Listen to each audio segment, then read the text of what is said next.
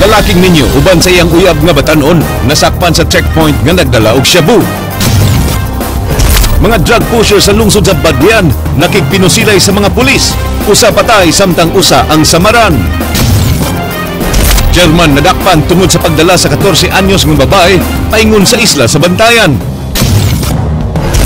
Mga scholar sa dakbayan sa Sugbo nga naka-enroll na sa Asian College of Technology ibanduan sa pag-withdraw o pagbalhin sa laing eskwelahan. Sa special report, hangtod karon wapay mutugan kung hain paingon ang 35 pesos nga bahin sa City Hall sa service fee paglukat sa police clearance.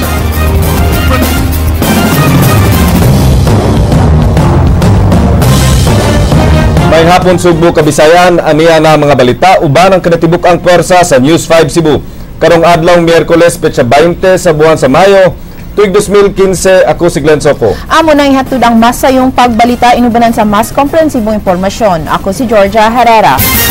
Lalawigan sa Sugbo, posibleng musulod sa usa ka dry spell ining tapos sa buwan matud sa Pag-asa. Kay mas menos average rainfall ang nadawat nga uwan sa Sugbo sukad sa buwan sa Marso. Andrea Patenya, sugin nimi. Kiklaro sa Pag-asa nga sukwahi sa pagtuo sa uban, wa pa magsugod ang rainy season. Ilang gipasabot nga ang pag-uwan-uwan nga nasinati sayo sa buntag, sud na sa pipila ka adlaw, resulta lang sa localized convection o pagsaka sa init nga hangin. Kaning localized convective activities mo ni siya ang pagsaka sa warm moist air, no. So kung ang kaning hangin moist siya don, inigabot niya sa bugnaw nga temperature dito sa taas, so mo condense na siya. So ini-condense mo na niya magsugod sa formation nato sa cloudiness and then possibility of rain showers and thunderstorms. Kung daghan ka og mga kakahuyan, which is a good source of your evaporation, then mas dako siya chance nga maka-experience og kaning mga localized convective activities. Matud pa, padayon gihapong nakasinati og weak El Nino ang Sugbo karon ug gipanglantawan nga mulanat kini hangtod sa tunga-tunga sa tuig. Sukad buwan sa Marso, below average na ang rainfall dinhi sa Sugbo, diin miabot lang kini og 34.7 mm nga katunga lang sa March average rainfall nga 62.8 mm. Wa gihapon makaabot sa average rainfall nga 47.3 mm ang actual rainfall ni adtong Abril nga miabot lang og 42.4 mm. Samtang karong buwan sa Mayo, duna untay average rainfall nga 103 mm, apan sugod Mayo 1 hangtod 15 ning tuiga, anaa pa sa 14.2 mm ang rainfall amount nga na-record sa Pag-asa Mactan. Matud pa, kung below normal gihapon ang rainfall amount sa tibuok buwan sa Mayo, madeklarar na nga ubos sa dry spell ang Sugbo. Samtang matud sa Metropolitan Cebu Water District, wa gyud makatabang ang mga ginagmay nga pag-uwan-uwan sa ilang water supply karon. Wala man gud siya niigo sa ato ang mga sources. For example, sa Haklupan, ideally ang uwan unta adto dito sa Mananga watershed, which is the source or the mo'y gigikanan sa ato ang mga rivers, no, nga nag-supply sa atong Haklupan facility. So if dili moigo dito ang rain o if dili po siya substantial ang volume, wala gyud siya effect sa ato ang source. Karong adlawa, anaa gihapon sa 17,733 cubic meters ang deficit kun kakuwang sa tubig sa MCWD. 11,000 cubic meters na lang matag adlaw ang maproduce sa Haklupan Water Facility gikan sa 33,000 cubic meters nga normal production niini. Nakadagop na sa Archbishop's Palace ang taga MCWD aron pagset og appointment kang Arsobispo Jose Palma alang sa ilang hangyo nga magmugna og orasyo imperata for rain. Samtang padayon silang nawagan sa mga Sugbuanon sa pagdaginot og tubig bisan kadtong mga mulupyo sa mga dapit nga wa makasinati og kanihit sa supply sa tubig. The conservation should be a concern of everyone, even those who have no problems right now sa supply. Nga naman, because we're looking at an El Nino or a dry spell nga mo last for a few months. So kung gusto ta nga mulungtad ang ato ang supply, we have to do our share.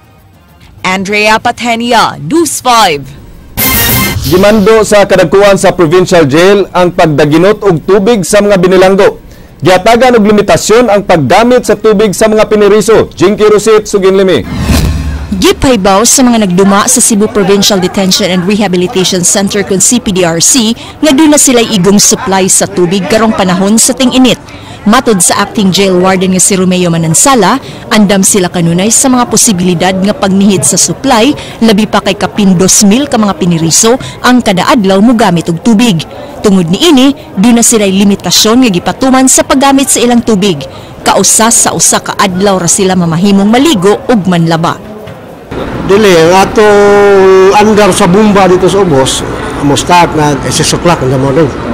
Pagno nag 10. Kahapon sa magsugod, alas 3. Pagno nag alas 6 sa hapon. Ano, mag-stock na sila? Oo, naman itong tangki da, mag-stock na.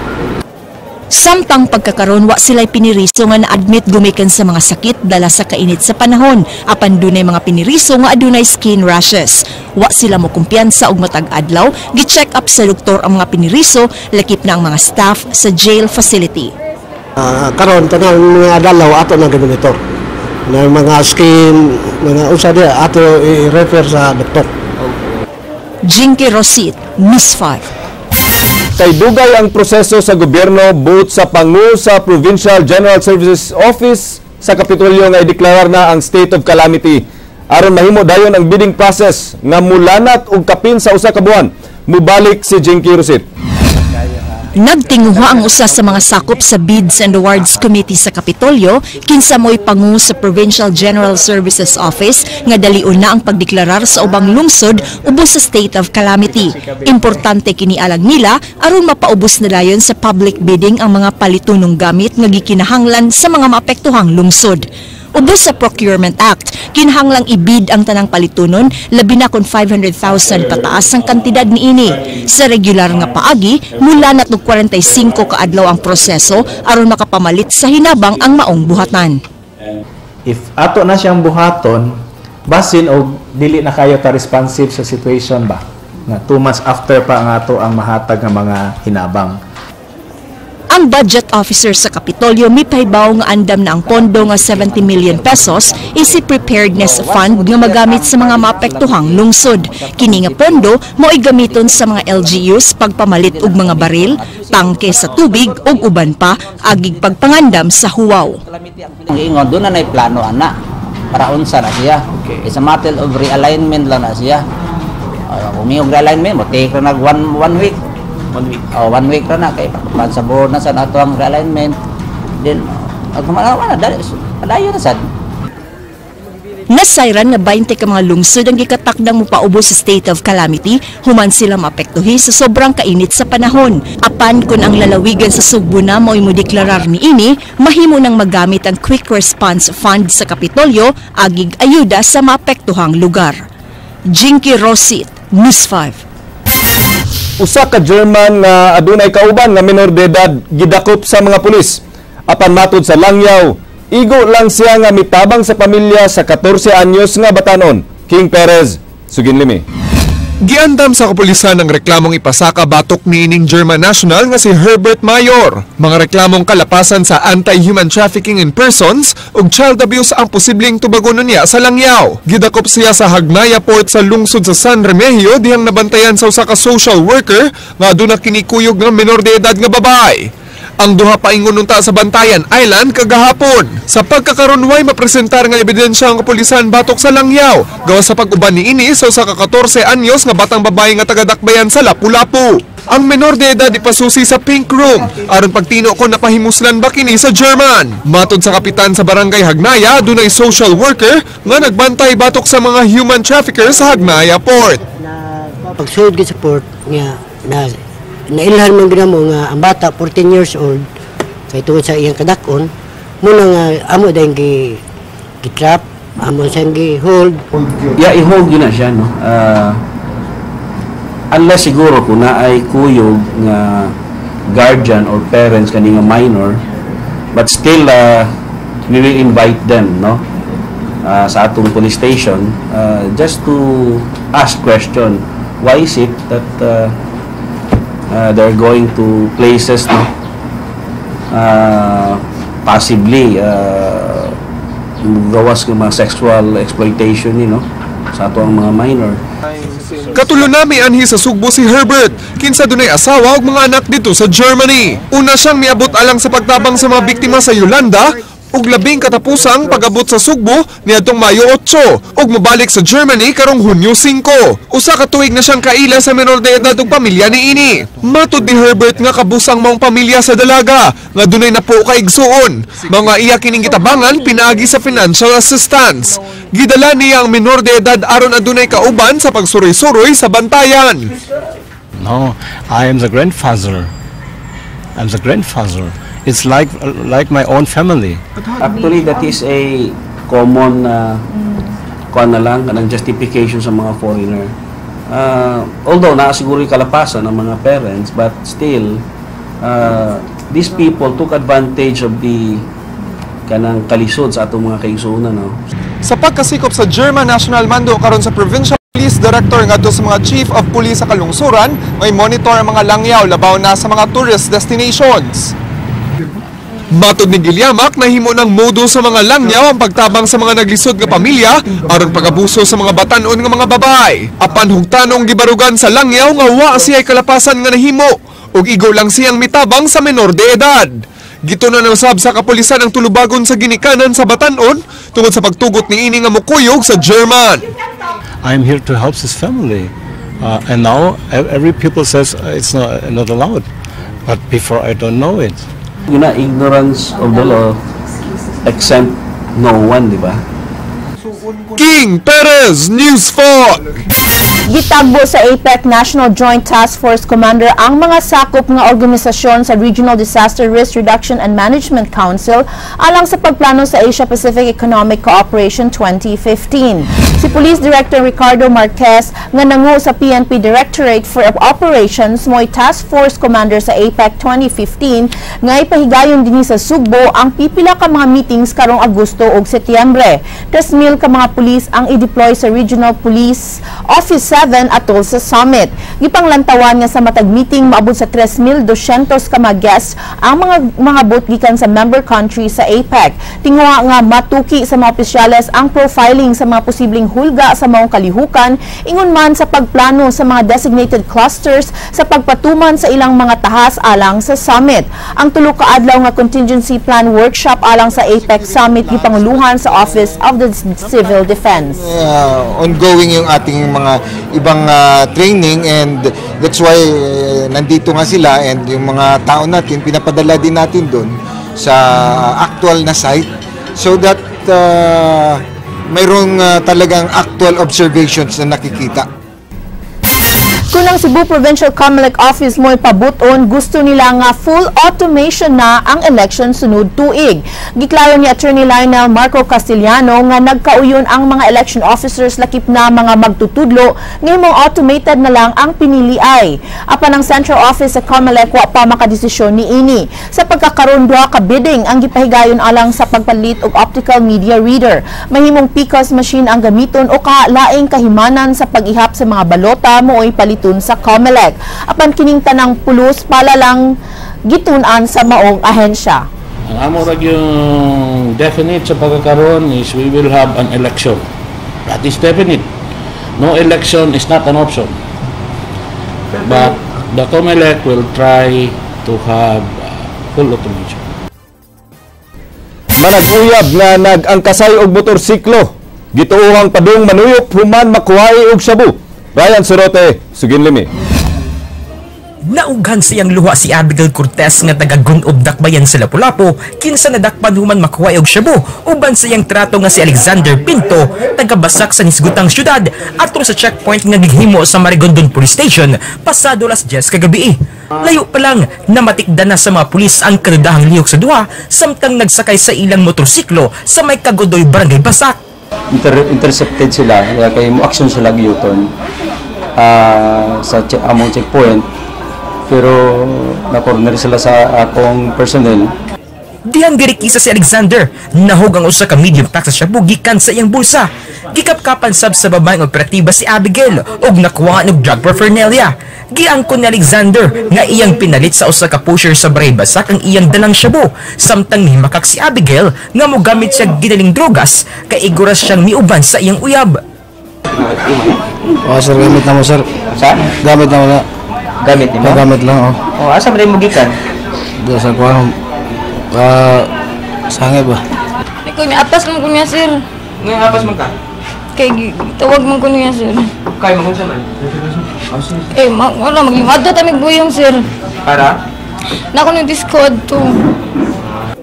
Nagtuwang kapulisan nga padung muhit-hit sa Shabu ang magtrato nga paingon sa barangay Pahak. Ikaduha na kini nga higayon nga dunay nadakpan ang Marigondon Police nga nagmotorsiklo nga dunay dalang shabu nga gikan sa barangay Basak. Mao nga dako ang ilang pagduda nga dunay supplier sa dapit nga moitig supply sa kasigbit nga mga barangay.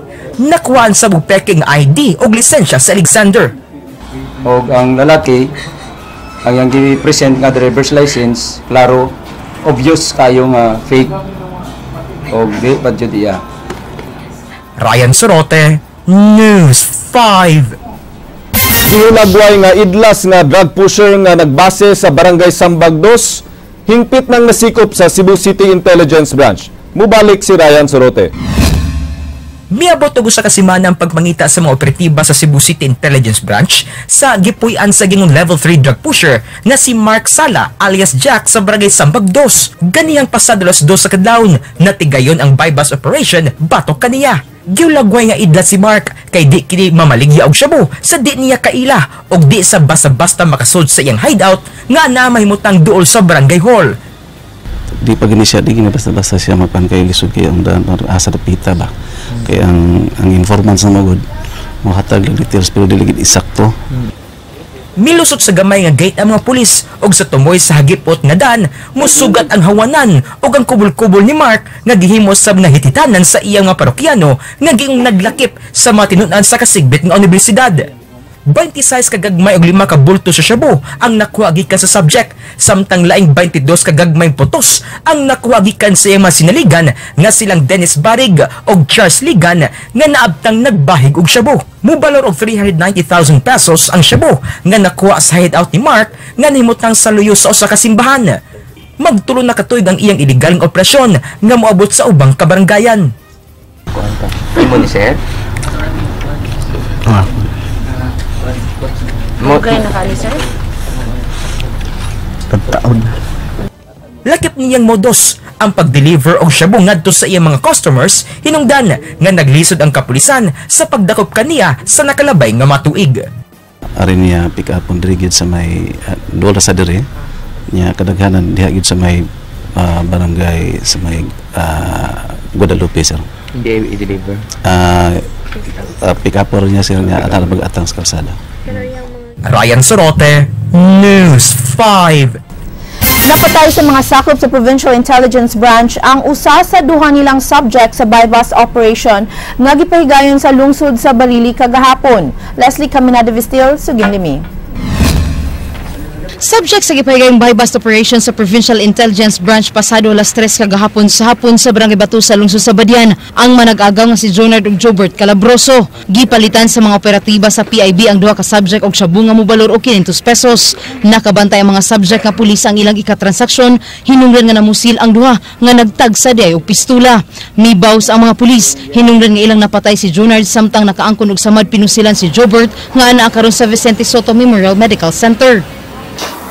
Yang dakpo lang ta sila sa buyer. Niresist arrest, bunot mo ito nakapinusilay. Ito nahitabo itong kuan na wounded ang duha. Pero unfortunately si Junard na-expire dito sa pero kanin si kuan yung Junard o kininduha, Jobert Junard. Notorious kani sa mga lugar. Nasut ang adunay gitukod nga drug den ang manag-agaw diin naglisod og sud ang kapulisan kay tuyon kayo kini. Kini sa bang hinungdan nga hapit maigo ato sa pinusilay silang PO2 Bani Disulante og PO2 Rolly Gitubig. Gireklamo sa bang mga subject nga buluyagon silang dapit kay maniun kinig armas. Nasayran ni si Jonah dunay pending case og on bail sa kasong dunay kalambigitan sa ginadiling drogas. Samtang si Jobert dunay kasong murder kaniadto apan na dismiss. Strategy kayo pagkabutang Gio lisod sudlon kay daghan kayong kuan daghan kayong mga ang mga kuan ba barricades butang niya mailhan tao maka kuan na yun. Lakip nga gisikop silang Renato Quinanola, Elmer Cisneros ug Rolando Basoy nga nasakpang anaa sa drug den. Hindi maruglo to gamit yung may kimulaw na nagat mo kan ka na pulo ba ng target. Ang dala ni siya lansa. Abot ako dito nga pag ni sa kabuok. Pag action mo managpalit kay balik na mo na ano man sila. Napami pa. Wa pa man may kapalit pagod. Di na lang ko na parking pa ba? Gibana ng mukabat sa 300,000 pesos ang kantidad sa nakuang shabu nga na-recover sa kapulisan gikan sa mga subject. Leslie Caminadi Vistil, News 5. Gituang dunay government officials nga protector ang mag-agaw nga subject sa operasyon sa Provincial Intelligence Branch kagahapon sa lungsod sa Badian. King Perez, Suginlimi. Natigayon ang anti-drug operation sa Provincial Police Intelligence Branch kagahapon sa Barangay Bato sa lungsod sa Badian. Human nila masubay ang impormasyon nga ilang gi-verify gikan sa Cebu Provincial Anti-Drug Abuse Commission kon si Padak. Gawa sa nasutang negosyong shabu sa samaran nga si Junard Calabroso alias Potoy, nahibawan sab sa si Padak na dunay local officials nga gituang tigpanalipod sa negosyo niini. Way kurat ang pagpamaligya og drogas ni Calabroso kay way hugot nga security measures nga ing ipatuman sa dihang gitest by kini. So ang ilang pagtuo nga di sila maabtan dito sa informasyon. So we conducted information. Actually the information emanates from the Sipadak. There was a report that reached in the office of Sipadak relating to illegal drug distribution. Tungod sa impormasyon nga nadawat sa Sipadak, palawman sa PIB ang ilang investigasyon kabahin sa mga drug protectors ng mga government officials. Di pa mabutyag ni Albotra ang pangan sa mga opisyales samtang gihimo pa ang investigasyon. Ipadayon sa PIB ang pag-verify sa mga impormasyon gikan sa Sipadak sa negosyo sa droga sa kalungsuran. Ingon man ang mga opisyales nga giingong apil sa mong negosyo. Magsugod na sabog monitor ang PIB sa mga nagnegosyo og drogas nga posibleng mugasto sa kampanya sa mga managan nga politiko karong eleksyon. Local officials lang, just not to jeopardize the operation. So nakita na mga involvement sa local official. It will be too early for me to say that, but we are conducting validation on that. In fact, there were already previous informations regarding involvement of local officials sa illegal drugs, not in a way of distributing drugs, but in protecting. King Perez, News 5. Gibutyag sa kapulisan sa probinsya nga duna sila gisubay karon nga sindikato nga posibleng magpaluyog mga politiko sa umaabot nga piniliay. Jinky Rosit, Suginlimi. Hinay-hinay na nga gimonitor sa mga sakop sa Cebu Provincial Police Office ang mga sindikato nga naglihok sa Subo nga mauunyay mo finance sa mga politiko nga magpapili sa umaabot nga eleksyon sunod tuig. Si Police Superintendent Rodolfo Albotra miingon nga napanglantawan na nila ang maong matang sa illegal nga buhat matag panahon sa piniliay. Actually, yes. Information, lalo'y daghang information na tungkol sa subject to validation of pinag-confirm as of now. Tungod ini misadang buhatan sa Commission on Elections nga tutukan nila ang problema sa pagpamalit og mga botos sa mga kandidato. So, kana man musulod ang narco politics because gamiton ang kwarta para sa vote buying. So, we will assist, we will be in together with PPCRB na mawala ang vote buying. That is why Human sa piniliay, gila umang makasumiter dayon sa ilang tagsa-tagsa ka mga statement of contributions and expenditures kung sose ang mga kandidato. Jinky Rosit, News 5. Gidili ang pagkolekta o pagbayad sa mga voluntary contributions panahon sa enrollment sa mga estudyante sa public schools. Gihawag usab sa mga kadagkuhan sa DepEd ang pag-recycle sa mga school supplies o uniforms. Andrea Patenya, Suginlimi.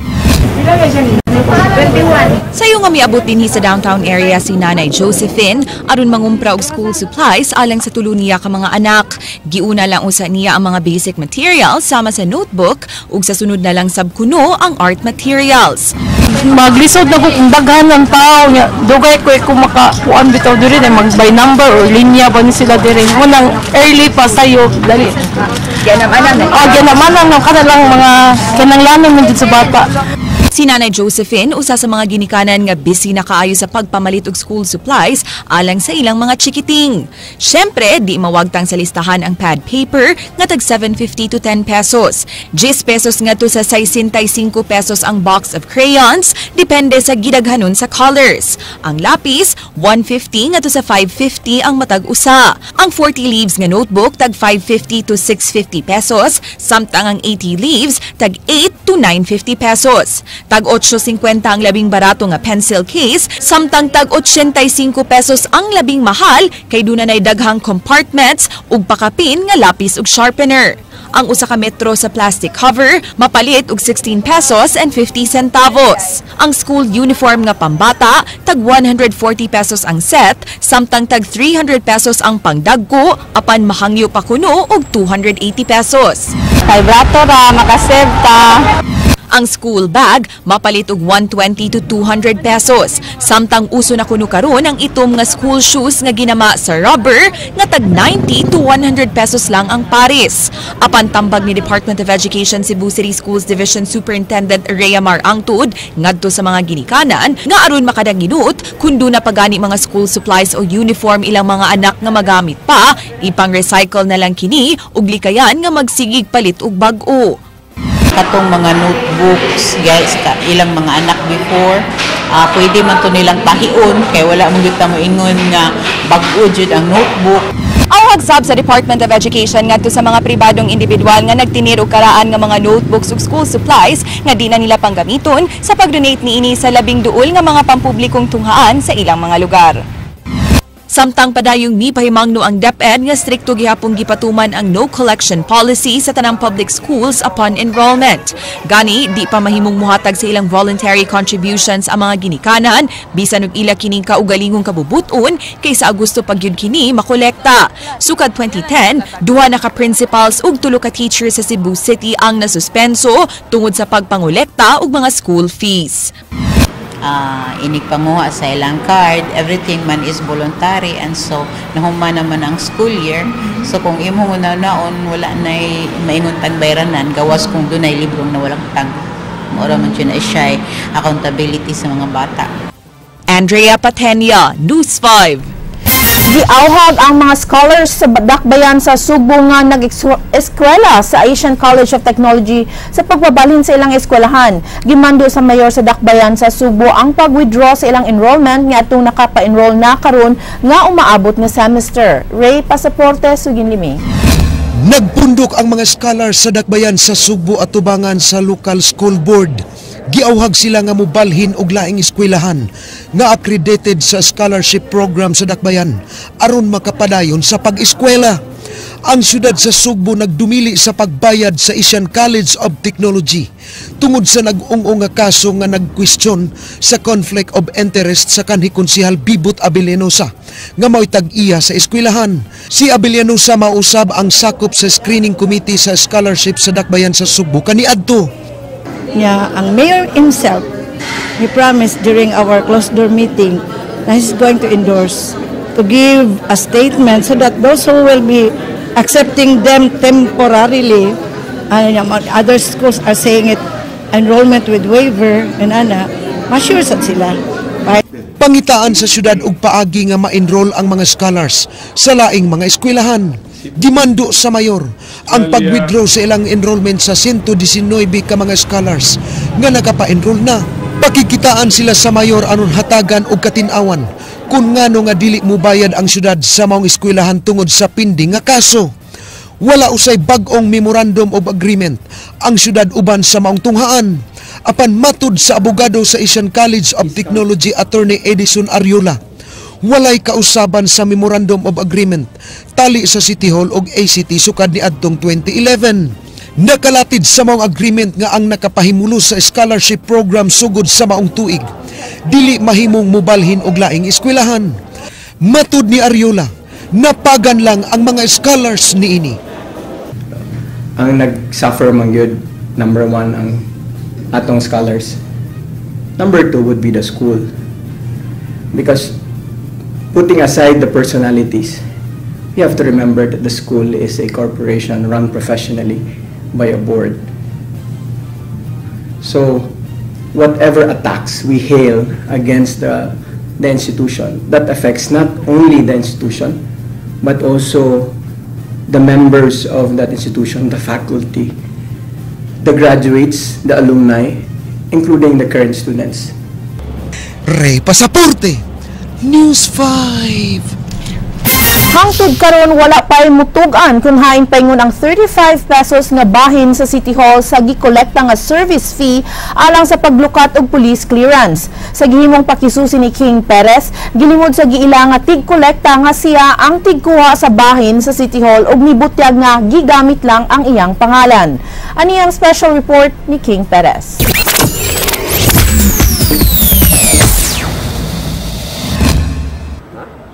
Gibana ba ng 200 ka mga tao ang mukuha og police clearance matag adlaw diri sa Cebu City? Nahimong kontrobersyal ang mabayaran sa paglukat og police clearance nga tag 25 pesos lang kaniadto. Magdepende ang kantidad kon para sa gamito ng police clearance. Ang labing barato ang alang sa requirement sa local employment ug ang labing mahal ang alang sa naturalization sa citizenship. Gawa sa clearance fee, 15 pesos nga documentary stamp ang gikinahanglan sa matag police clearance ug 10 pesos nga certification fee. Apan sa matag lukat og police clearance, adunay gipatong nga 85 pesos nga service fee. Human gikwestiyon ni Vice Mayor Edgar Labella kung ngano nga ning mahal ang bayranan sa paglukat og police clearance, nabutyag nga adunay service provider nga gitahasan sa pagprocess niini. Kana kung mangayo og clearance for local employment, wa pa may trabaho. So, wa pa gyud taon na income o ay kwarta.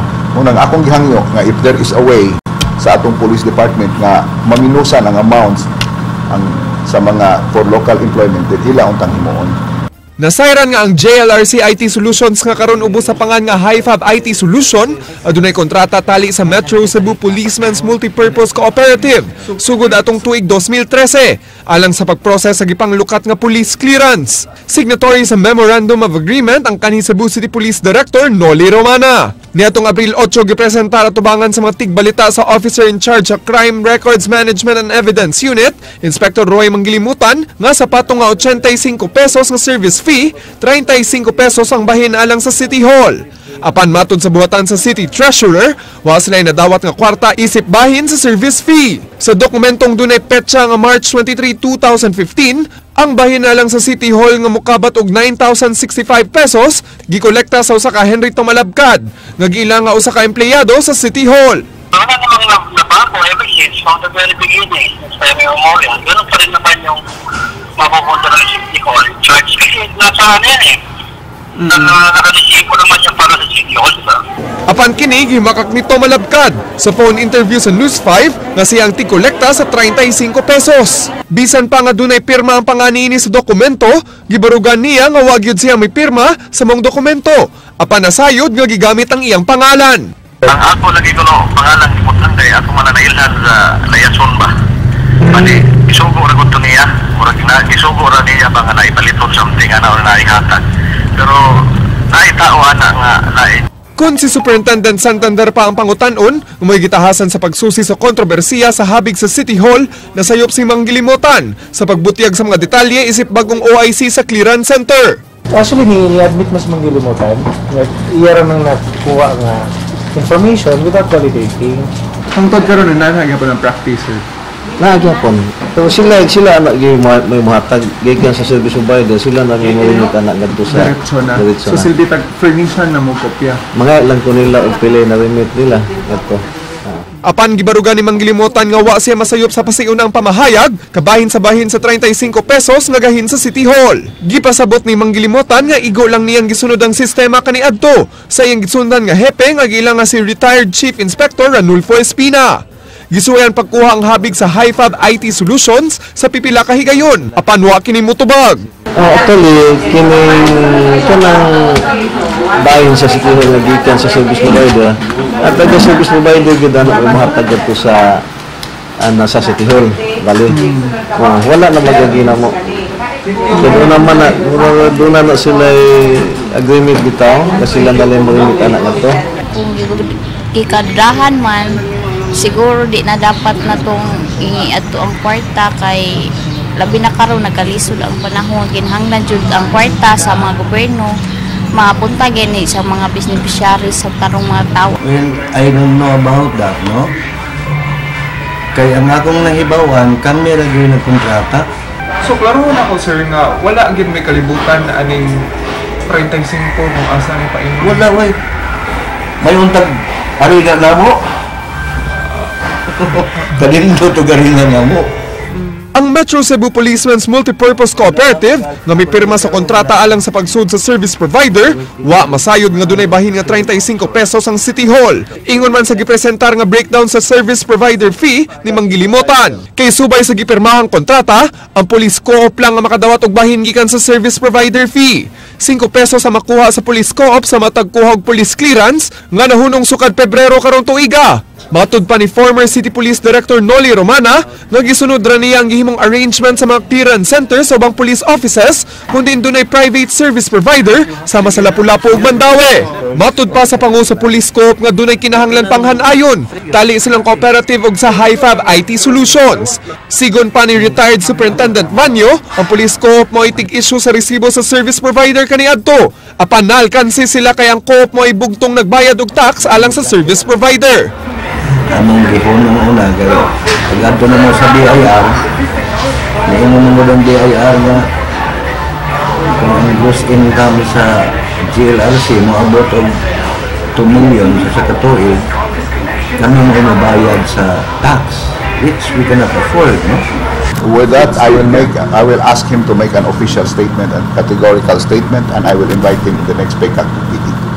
Gikumpirmar ni Vice Mayor Labella nga hangtod karon wa miabot sa mga kamot sa City Hall ang 35 pesos gikan sa service provider fee. Dugang pa ni Labella nga wa sab kini nalakip sa gihimong investigasyon ni Superintendent Santander sa City Intelligence Branch. Tungod kay tataw sa dokumento nga dunay pirma sa usa ka sakop sa City Treasurer's Office, ang dokumentong gigunitan sa OIC sa Clearance Center, ablihan ni Labella ang investigasyon kabahin sa pagpangita sa 35 pesos. So yeah, we have to look deeper into that. If there are irregularities, why not? If there are people who are, committing such, the law or whatever transaction, especially if it involves public funds, then we will look into that. Managlahi ang tubag na nakuha sa News 5 gikan sa mahingtungdang opisyales kabahin sa gipadulngan sa 35 pesos.